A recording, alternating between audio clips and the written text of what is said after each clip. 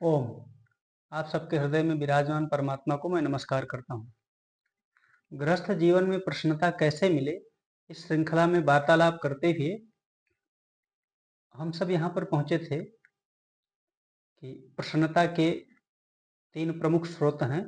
उन तीनों में से एक स्रोत पर अभी चर्चा हो रही थी, जिसको कहते हैं उदारता। उदारता के दो भाग हैं, करुणा और प्रसन्नता।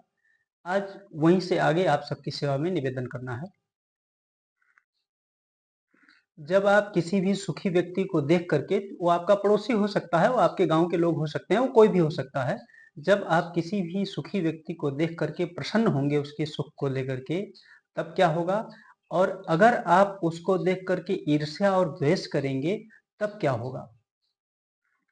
जब आप किसी भी सुखी व्यक्ति को देख करके प्रसन्न होंगे, तो आपके भीतर ईर्ष्या और द्वेष उत्पन्न नहीं होगा। जब आपके भीतर किसी के प्रति ईर्ष्या और द्वेष नहीं उत्पन्न होता है ना, तब उसके प्रति बैर भाव का जन्म नहीं होता। जब आपके जीवन में बैर भाव नहीं होगा, तब आपको क्रोध नहीं आएगा। जब आपको क्रोध नहीं आएगा ना, तो आपका हृदय नहीं जलेगा। आपकी प्रसन्नता और आपकी शांति सुरक्षित रहेगी। जब मनुष्य के भीतर उदार भावना होती है, जिस व्यक्ति के भीतर में ना, सुखियों को देख करके जो प्रसन्न होता है, उसके मस्तिष्क में ऑक्सीटोसिन, डोपामीन, सेरोटोनिन जैसे रसायन उत्पन्न हो जाते हैं। इन रासायनिक जो ये हार्मोन्स हैं, जो ये रसायन हैं, इनका काम है मनुष्य को शांति देना, सुख देना, प्रसन्नता प्रदान करना और सुरक्षा की भावना जगाना।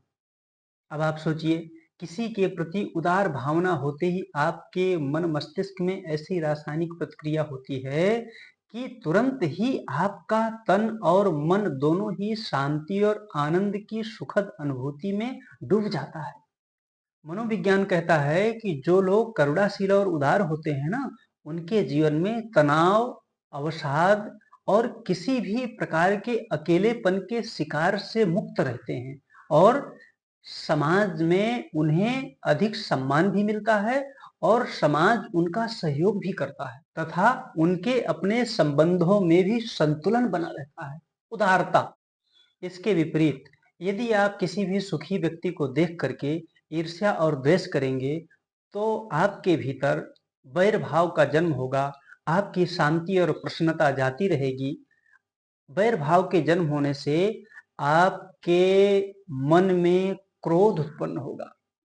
क्रोध आने से तीन प्रकार की दो हानि होगी आपकी। क्या क्या?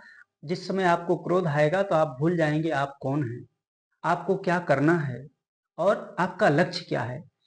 इन तीन की विस्मृति होने से आप अपने कर्तव्य का ठीक ठीक पालन नहीं कर पाएंगे।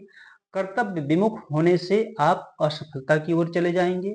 असफल होने से आपके जीवन में उत्तरोत्तर धीरे धीरे असमर्थता और पराधीनता बढ़ती जाएगी। और फिर आप तो ये जानते ही हैं, पराधीन सपने हो सुख नाही।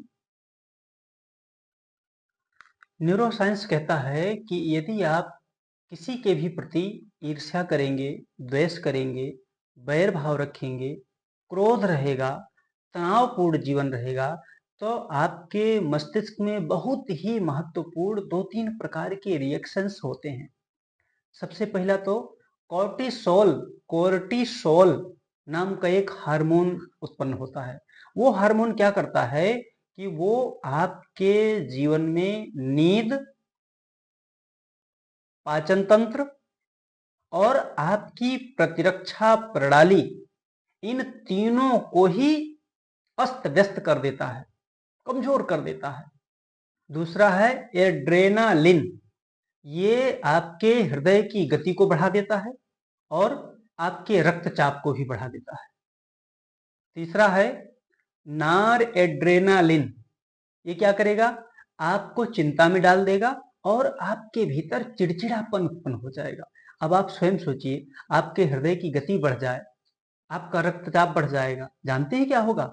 उस समय आपकी श्वास की भी गति बढ़ जाती है, जल्दी जल्दी चलेगी, छोटी चलेगी, श्वास में ऊर्जा कम हो जाएगी, प्राण शक्ति आपकी घटेगी, जीवन आपका उत्तरोत्तर निरस्ता, खिन्नता, असमर्थता, पराधीनता, बेचैनी, तनाव, अवसाद इत्यादि की ओर चला जाएगा।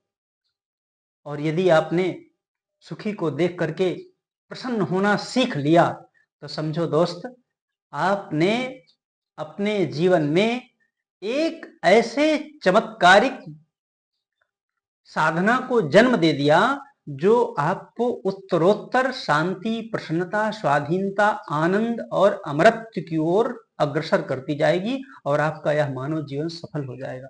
शेष चर्चा अगले वक्तव्य में। यदि ये आप सबको उचित लगा हो, जीवन के लिए उपयोगी हो, तो इसे अपने मित्रों और परिजनों से भी आप साझा कर सकते हैं। शेष में आप सबके हृदय में विराजमान भगवान को मैं नमन करता हूँ। ओम।